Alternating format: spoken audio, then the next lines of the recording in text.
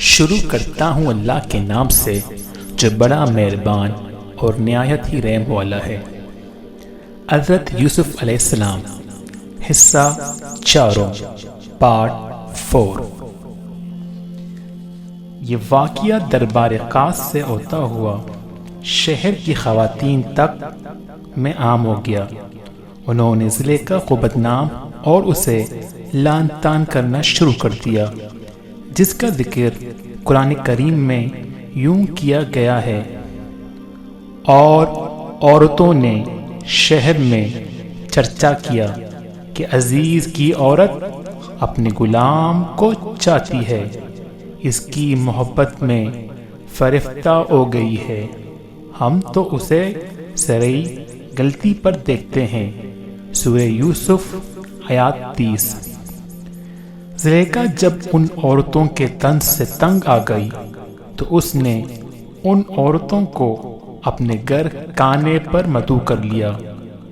پھر جب سب خواتین کھانے کی دعوت پر آ گئیں تو اس نے ان میں سے ہر ایک کو پل تراشنے کے لیے ایک ایک چھری دی اور یوسف سے کہا کہ ان کے سامنے چلے آؤ۔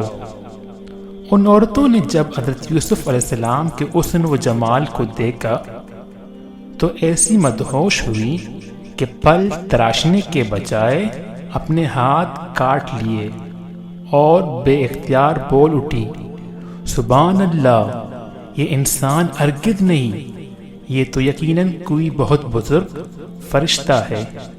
جب زلیخا نے دیکھا کہ یہ عورتیں یوسف کے جلوہ حسن سے مبہوت و مدہوش ہو گئی ہیں تو اس نے کہا: یہی وہ غلام ہے جس کے بارے میں تم مجھ پر لعنت ملامت کر رہی تھی۔